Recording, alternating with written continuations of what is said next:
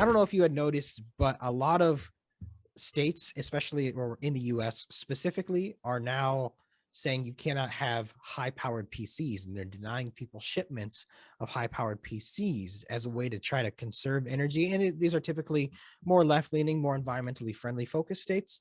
But it seems like this is now coming after the whole China getting rid of banning and the US popping up as a larger mining, competitor. Yeah. So I'm thinking this has something to do in relation to people then taking high-end PCs or taking graphics cards and trying to mine with them. But do you think there's a connection or a parallel there?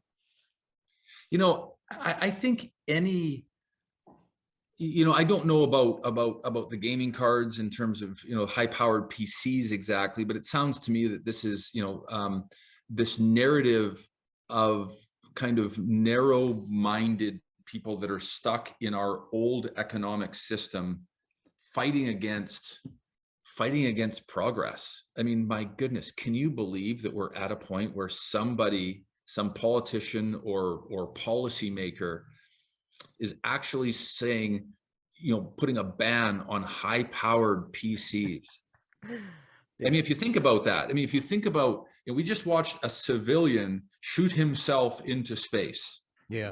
And, and there's people that think that's great and there's people that don't think that's great. We have to live in a world where that is possible. Yeah. Because it's progress. And we've got a lot of big problems in the world. I mean, like seemingly insurmountable problems in the world, if you run it through the filter of the way we've always done things. And, what gives me hope, like a lot of hope, is the rapid exponential advancement in technology, because it's going to get us out of this. Our old system, post-industrial revolution, has got us to this point, and the technology revolution is going to get us out of it. The idea that some policymaker is going to go, hey, let's start with high-powered PCs, and God knows where that ends. Yeah. Certainly no libertarian, but it seems preposterous that we're not looking for solutions with high-powered PCs, not banning them. Yeah. It's a little weird because if Microsoft or wherever has a data center in those states, they're allowed to be running just fine. You know what I mean? Like, this is something going on the individual, where in case you didn't know, in case anybody watching didn't know, a high powered PC is an incredibly useful and versatile tool. Aside from just mining cryptocurrency, there's a lot of things it can do for you that can make you money. And going back to the idea that technology will definitely empower the individual, having a high powered PC, you can get a job anywhere around the world performing any sort of potential music creation, artwork, rendering 3D graphics for people. Like, it's something that you deserve to have if you can afford it. It's a very useful tool. As aside from, I bet you can still buy a gaming system, but a gaming system's just for video games. No, You know what I mean? My parents. I'm in Canada right now, and I visited with my parents last night, and they said, I don't know much about, like, tell us what the future is going to look like, and why should we be excited about it? Because we've got a lot of us have fiat currency, and we're worried about that. Like, how are we going to transact with this in this new world? And the reality is if you let free enterprise and business people and people building technology on top of what we've already got, you're rapidly going to get to some massive important solutions, and it's going to change everything. And if you don't, we're all just going to sit there and going, oh, well, like the politicians are going to have to put in place some carbon credit or some tax, or punish you for this or punish you for that, or ban this or ban that. And we get into some sort of authoritarian situation that we don't have to go down that road. We don't have to. Yeah. If we're creative and we continue to be open to change and embrace it, progress is going to can fix a lot of our ills at this point in time. Agreed. And I think going back to the idea of of individual enterprise and technology, cryptocurrency plays a fundamental role in that. You as a person, going back, like again, tying it to the high-end PCs, let's even say the banning has nothing to do with mining. Well, that high-end PC, you could work for someone in Indonesia or India, or they could work for you, and you could pay each other in cryptocurrency. You don't got to Yeah. worry about all the weird transactions between US dollars and a ruble or anything. Like it's plain as day. You can do it in Bitcoin, you can do it in Ethereum. Pick your poison. But the fact of the matter is this higher end, newer technology in relation to money and so on, it definitely empowers the individual to get out there into Well, enterprise. if you think about if you think about somebody that's sitting there with a high-powered gaming card on a computer, designing and creating a product, whatever that might be, and then shooting it over to his 3D printer Yeah. and he's creating something. He's got a business, but he's eliminating a total carbon gobbling or carbon producing supply chain by designing and 3D printing a part for something. True. Eliminating that is basically insisting that we sort of lengthen the supply chain and complicate the supply chain, when technology is really shortening that supply. With something can come out of my head, I can use a high-powered computer to actually make a product without leaving my house, without having to. So the technology is going to empower the next 100 years, and the idea that anybody would make a policy that would go against that is concerning. If we think that's a good idea, we're really backwards. It's just the inertia for moving forward. There's obviously the people who are currently enjoying the system the way it is. There will be inertia in trying to get them to change it. This is the most obvious when you look at how any banker approached Bitcoin for the first, we'll say the first 5 years. I mean, they wanted nothing to do with it. It's a pure scam and so on. And then slowly you'd be Fidelity, like, well, you know what? Maybe we'll start a fund for people and we'll throw Bitcoin in there. And then so on. They started slowly getting on because they didn't even have a choice, right? Eventually, it's like, well, this is the way things are going to go. So I think it's important when lawmakers and so on come up with these ideas, you just give them the pushback as much as you can, because at the end of the day, you should be able to enterprise yourself, and you should be able to go out there and enjoy some fruits of your labors in the free market that currently is very high tech. Yeah, no question about it. I couldn't agree more. I just came from the dentist, and I had a bunch of gauze in my mouth and stuff like this, and my dentist is talking to me about, he's got some people in some, I don't know whether it was the Philippines or what, playing a game for him on his behalf, and he's paying them in crypto. He's running this, he's got people playing a game. I probably should know more about this, but it's fascinating. He says they're prospering, they're making money. He's running a business in the Philippines by playing something in the virtual universe. Well, there might be those people that are having a hard time getting their head around such things, the advancements that we're making in the virtual world economy.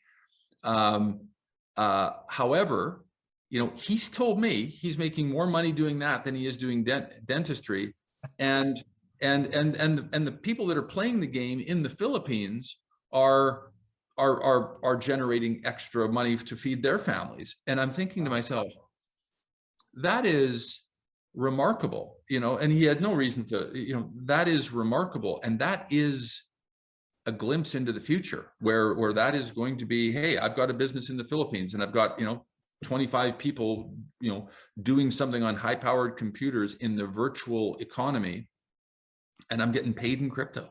Yeah. I mean, it's super, for me, the thing that gets me really jacked up is that, we are on the precipice of being able to deliver digitally property to 8 billion people, and all I hear from our politicians here is like, oh, crypto, we should ban crypto because it's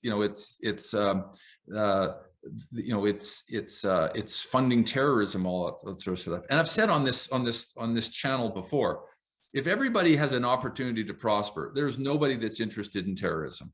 There is nobody that's interested in terrorism or radicalizing in any way, shape, or form. And um, I get super excited. So when I'm talking to my dentist, just in a random conversation, without me, telling him what I do at all, and he's telling me that story, I sleep a little better knowing that those Yeah. types of things are happening.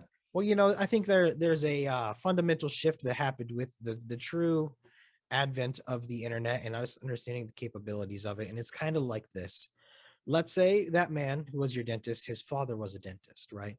And so he was likely to go into dentistry as well. Very common. Let's think of like the old school names that would mean like blacksmith or something. You essentially would take the job from your father or so on. Yeah. It would kind of pass down lineagely. So let's say, for instance, you lived in a small part of the world right now and you really enjoyed, think of something very niche. Let's say you enjoyed making model sized horses. It doesn't matter. You enjoyed making photorealistic model sized horses. If you lived in a small village, your market would be nil. They would need instead a fisherman or something along those lines. And that skill or talent that you have or hobby would go to waste. Well, the internet now gives you the leverage of the entire world to do that. Yeah. It changes the game. Now you can, if you have a small niche hobby, whether it be, I mean, there's people that strictly cover or just create video game music. Well, I mean, if you lived in a small city, I mean, I don't know how many people there need that service, but now you can sell it all over the world. It Yeah. really doesn't matter. Like you have the leverage of the entire world now to fund your small hobby, and even if only 100,000 people out of a billion like it, oh, you're gonna rake in and you're gonna make a positive impact on the world. That's not how it used to be. It used to No. be, father was a dentist. I guess I'm going to be a dentist. I mean, our community needs dentists. It needs doctors. It needs Yeah. lawyers. It's changed the game. It's so exciting about how the world is going to be reshaped, because the world has, the shape of the world and the cities that we live in, we're all sort of, traditionally on the traditional um, uh, supply chain. And so if you live close to a body of water, you might live in a city that has a port, and that's where, and now things are going to become so decentralized that and when you start to think like that, it becomes very easy to imagine the world and cured of many of its current ills. Like you can start to kind of put it together and go, wow, it's going to look a whole lot different than it has in the past, but it can look a whole lot healthier than it ever has before. And that's and that type of optimism, if we can sort of, if that can permeate through the rest of our society, starting hopefully with the with the rise of crypto and crypto property and currency, then that's a great job to have. That's a great place to be. That's a fun place to work when you're evangelizing like that. The best way I've heard that said to me, and a lot of these people who would say stuff like this are often very sensationalist and in motivational style where there's not a lot to it, but it's the abundancy versus scarcity mindset when it comes to things. We live in a world now of significant abundance, and especially what you can create so much and add to the system more, as opposed to looking at it as what can I take from this out of a small pile. It's like, here's everything. It's so much, and I can help make it more. Kind of Yeah. taking it and looking at it that way. It's like, I want it to be where everybody can get a piece. Everybody can get some. And what you're just saying there, Michael, is such a paradigm shift in the way we think, because America has been at war nonstop for 200 years. They've been fighting somebody someplace for 200 years. What if the impetus and the motivation for that suddenly went away? And you think about all the resources and all of the stuff that goes around because we have to fight. And if it's not just America, it's other groups too. But there's this constant sort of conflict. What if you remove that, right? What if there was enough to go around? This feeling that there was enough to go around, and in this new system, that's possible. I'm not saying we're there or it's all the bugs are worked out, but it's possible. You can start to kind of connect the dots. Yeah. That's a good thing. That is very, I mean, even for me, as I'm saying it to you, it's I can't believe I'm saying it, but I do believe it. You know, I do believe it, and we're going to continue to see it unfold over the next few years here. Yeah, and it's also a lot more personal too. I think if this makes sense, while working within the cryptocurrency realm, I have had like Zoom conversations like this with people from Africa, with people from the Mhm. Philippines, and so on and so forth. And you're able to get a much better feel with people Yeah, from all over the world. And you understand, like, wow, this is a real human being. This isn't just someone I think of from X place or so on and stereotype them. I'm getting face-to-face time with them, talking to them, and so on. And it really makes it much more personable. So it's yeah, really drawing kind of the whole world together, as opposed to these wars that you mentioned, when people would think of as X person someone's invading as less than them or so on. It's like, yeah, no, no, now look, you see them. They're just like you. They just live yeah, in a different place. So like we're really getting much more pulled together, I think, with cryptocurrency and the internet as a whole now, which I think is helping humanize the experience of life for everybody a little more. So we're yeah. getting hopefully less aggressive towards each other. Yeah, yeah, that's right. And I think that, you know, and the people that are coming to understand it, and I'll be generous when I say this, when I hear Congress debating cryptocurrency and all that sort of stuff, the people that you know, like some of the Democrats that are sort of saying, hey, you know what, we need to fix this system. The system's broken. We've got to fix the system. So their idea, because they can't fathom just yet what's coming up, you know, what's coming, is they're saying, let's make this broken system bigger. You know, let's make it bigger. And I think what the crypto community is saying is like, no, let's replace the system. But you know, we don't have to have this big paradigm shift where there's pain and suffering. Let us do our thing.